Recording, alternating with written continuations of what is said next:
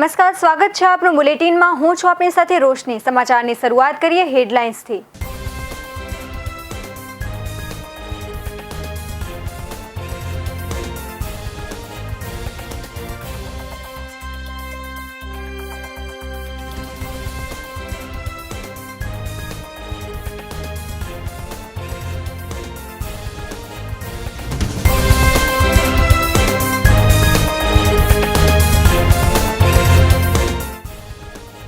ભારતીય હોકી ટીમે રચ્યો ઇતિહાસ. ટીમ ઇન્ડિયાએ 41 વર્ષ બાદ મેન્સ હોકીમાં મેડલ જીત્યો. જર્મનીને બ્રોન્ઝ મેડલ મેચમાં 5-4થી હરાવ્યું.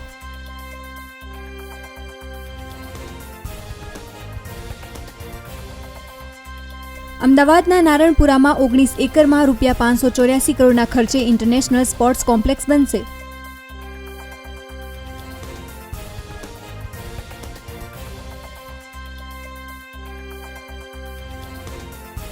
અમદાવાદના 200 વર્ષ જૂના વિક્ટોરિયા ગાર્ડનને હેરિટેજ લુક સાથે રીડેવલપ કરાશે. જીમથી લઈ જોગિંગ ટ્રેક સહિતની સુવિધાઓ ઊભી કરાશે.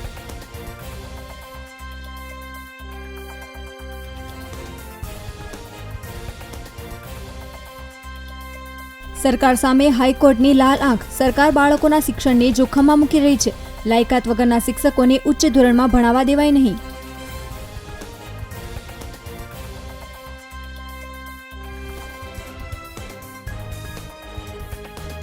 વેપારી એસોસિએશનની માંગ. એક પણ રજા વિના રોજ 10,000 વેપારીઓને રસી આપો. સરકારે વેપારીઓની રસી લેવા માટે 15 ઓગસ્ટ સુધીની મુદત આપી. 3.5 લાખ વેપારીઓમાંથી માત્ર 1.5 લાખે જ અત્યાર સુધીમાં રસી લીધી છે. બુલેટિનની શરૂઆતમાં મહત્વના સમાચાર મળી રહ્યા છે અંબાજીથી. અંબાજી ભોજનાલય સામે ટ્રકે 3 વાહનોને અડફેટે લીધા. અંબાજી ડીકે સર્કલથી જૂના નાકા તરફ જતા ટ્રક બન્યો બેકાબુ. એક બાઇક ચાલકનું ઘટના સ્થળે જ મોત નીપજ્યું છે. ટ્રકે કાર અને 2 બાઇક ચાલકને અડફેટે લીધા હતા. એક લારીવાળાનો ચમત્કારિક બચાવ થયો છે. ટ્રક રોડ વચ્ચેની રેલિંગ તોડી બીજા માર્ગ પર ઘૂસી ગયો. અકસ્માત સ્થળે લોકોના ટોળે ટોળા એકઠા થયા હતા. પોલીસ ઘટના સ્થળે પહોંચી આગળની કાર્યવાહી હાથ ધરી. કચ્છમાં ભૂકંપનો વધુ એક આંચકો નોંધાયો. રિક્ટર સ્કેલ પર 2.8ની તીવ્રતા નોંધાઈ. દુધઈથી 9 કિલોમીટર દૂર કેન્દ્રબિંદુ નોંધાયું છે. કચ્છમાં એક જ દિવસમાં આંચકાના પ્રમાણ વધતા ફફડાટ વધ્યો છે. તો કચ્છમાં ભૂકંપનો વધુ એક આંચકો અનુભવાયો છે. રિક્ટર સ્કેલ પર 2.8ની તીવ્રતા નોંધાઈ.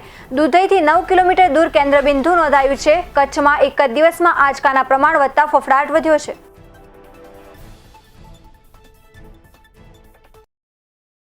ટોક્યોમાં ભારતના હોકી ઇતિહાસમાં નવા અધ્યાયની શરૂઆત થઈ છે. ભારતીય ટીમે જર્મનીને 5-4થી હરાવી બ્રોન્ઝ મેડલ કબજે કરી લીધો છે. ભારતે આ મેચમાંથી વિજય મેળવ્યો છે. આ જીત સાથે ભારતીય ટીમ 1980 બાદ ઓલિમ્પિકમાં મેડલ જીતવામાં સફળ રહી છે. તેનાથી અનેક લોકોને પ્રેરણા મળશે અને હોકીમાં ભારતના નવા અધ્યાયની શરૂઆત થશે. ભારતે અત્યાર સુધી ઓલિમ્પિકમાં 4 મેડલની પુષ્ટિ કરી છે. 2 મેડલ માત્ર 4 ઓગસ્ટ એટલે કે બુધવારે આવ્યા હતા. મહિલા બોક્સર લવલીના બોરગોહેને બ્રોન્ઝ મેડલ જીત્યો. બીજી બાજુ રેસલર રવિ દહિયાએ ફાઇનલમાં જગ્યા બનાવીને મેડલ સુરક્ષિત કર્યો. એટલે કે એક દિવસમાં 2 મેડલ. 125 વર્ષના ઓલિમ્પિક ઇતિહાસમાં અગાઉ ક્યારેય ભારતને એક દિવસમાં 2 મેડલ મળ્યા નથી. ભારતે હવે 1 સિલ્વર અને 2 બ્રોન્ઝ મેડલ જીત્યા છે. કુસ્તીમાં મેડલની પુષ્ટિ થઈ ગઈ છે. મહિલા બોક્સર લવલીના બોરગોહેને દિવસનો પહેલો મેડલ જીત્યો. જોકે તે સેમીફાઇનલમાં મેચમાં હારી ગઈ હતી, પરંતુ ભારતને બ્રોન્ઝ મેડલ અપાવ્યો હતો. બીજી તરફ કુસ્તીમાં રવિ દહિયાએ ફાઇનલમાં જગ્યા બનાવી છે. આવી સ્થિતિમાં વધુ એક મેડલ કન્ફર્મ થયો છે. તેણે 2-9થી પાછળ રહીને આ મેચ જીતી હતી. તેણે કઝાકિસ્તાનના સનાયેવને નુલિસ્વામને હરાવ્યો. સરકારી ઓઇલ કંપનીઓ તરફથી આજે સતત 19મા દિવસે પણ પેટ્રોલ અને ડીઝલના ભાવમાં કોઈ ફેરફાર નથી કરવામાં આવ્યા. ગત મહિનામાં 17 જુલાઈ બાદથી ડીઝલની કિંમતમાં કોઈ ફેરફાર નથી કરવામાં આવ્યો. જ્યારે આ દિવસે પેટ્રોલની કિંમત 29થી 30 પૈસા પ્રતિ લીટર વધી હતી. ત્યારબાદથી પેટ્રોલ અને ડીઝલના ભાવ વધ્યા નથી. ગુજરાતના મુખ્ય 4 શહેરમાં પેટ્રોલ ડીઝલના ભાવ: અમદાવાદમાં પેટ્રોલ ₹98.54 અને ડીઝલ ₹96.71 પ્રતિ લીટર. સુરતમાં પેટ્રોલ ₹98.39 અને ડીઝલ ₹96.59 પ્રતિ લીટર. વડોદરામાં પેટ્રોલ ₹98.09 અને ડીઝલ ₹96.25 પ્રતિ લીટર. જ્યારે રાજકોટમાં પેટ્રોલ ₹98.25 અને ડીઝલ ₹96.45 પ્રતિ લીટર. ચોમાસા પૂર્વે વીજ તંત્ર દ્વારા પ્રી મોન્સૂન કામગીરી કરવામાં આવતી હોય છે, પરંતુ સૌરાષ્ટ્રના સુપ્રસિદ્ધ યાત્રાધામ વીરપુર જલારામ ધામમાં જાણે પીજીવીસીએલ દ્વારા પ્રી મોન્સૂન કામગીરી માત્ર કાગળ પર જ કરી હોય તેમ વીરપુરમાં પીજીવીસીએલ દ્વારા કોઈ પ્રી મોન્સૂન કામગીરી કરવામાં જ નથી આવી, તેમ માત્ર ઝરમર વરસાદમાં જ વીરપુરમાં વીજળી ગુલ થઈ જાય છે. જ્યારે 20,000 જેટલી વસ્તી ધરાવતા યાત્રાધામ વીરપુર શહેરમાં 30 જેટલા ટ્રાન્સફોર્મર આવેલા છે, જેમાં પીજીવીસીએલના કર્મચારી સ્ટાફમાં માત્ર એક લાઇટમેન અને માત્ર એક હેલ્પર છે, જેમાં લાઇનમેન મોટાભાગે ગેરહાજર જોવા મળે છે.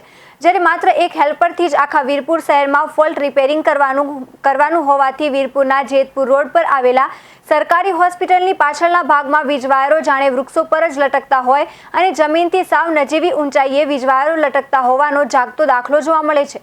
પીજીવીસીએલ દ્વારા ટ્રાન્સફોર્મર પેટી પર ખતરા લખેલ બોર્ડ તો મારવામાં આવે છે, પરંતુ તે ખતરા જાણે ખુદ પીજીવીસીએલ તંત્રએ જ નિયમોને અનુસરતા ન હોય તેમ વીરપુરના જેતપુર રોડ પર આવેલા 2 ટ્રાન્સફોર્મર લોકો માટે જોખમ બને તો નવાઈ નથી, કારણ કે પીજીવીસીએલ દ્વારા દરેક ટ્રાન્સફોર્મરમાં ફ્યુઝ માટે પેટીઓ તો લગાવેલી છે, પરંતુ તે પેટીઓ જાણે લોકો માટે ખતરા સમાન હોય તેમ ફ્યુઝ ખુલ્લા જોવા મળે છે.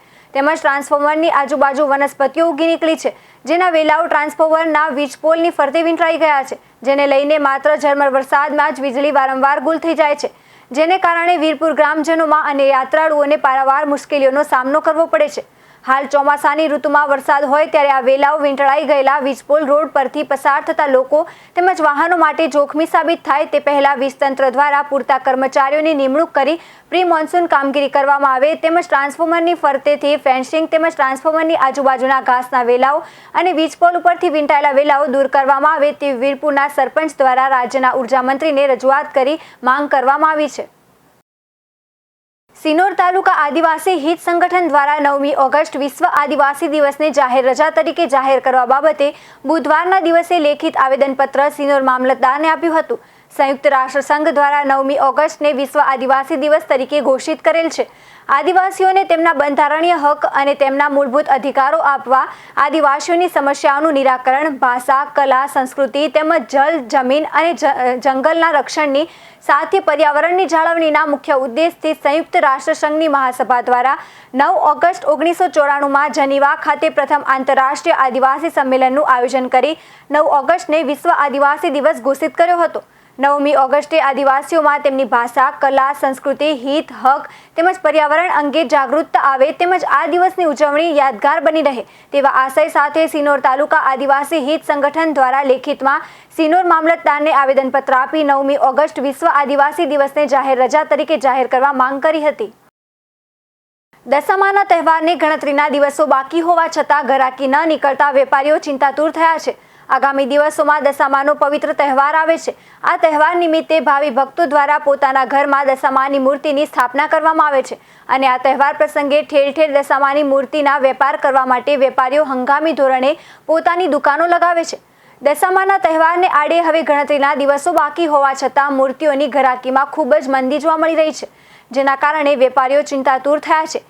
તેઓએ ઘરાકી નીકળશે તો તેની આશા સાથે માલનો સ્ટોક કરી દીધો છે, પરંતુ ઘરાકી ના નીકળતા તેઓ ચિંતિત બન્યા છે. તો આ હતું આજનું બુલેટિન. વધુ સમાચાર જોવા માટે જોતા રહો અરવલ્લી સમાચાર, એટલે તમારો વિસ્તાર, તમારી વાત. અરવલ્લી સમાચારના સતત અપડેટ માટે સબસ્ક્રાઇબ કરો અમારી YouTube ચેનલ અરવલ્લી સમાચારને અને વધુ અપડેટ મેળવવા માટે બેલ આઇકન પર ક્લિક કરો અને જોતા રહો અરવલ્લી સમાચાર, એટલે તમારો વિસ્તાર, તમારી વાત.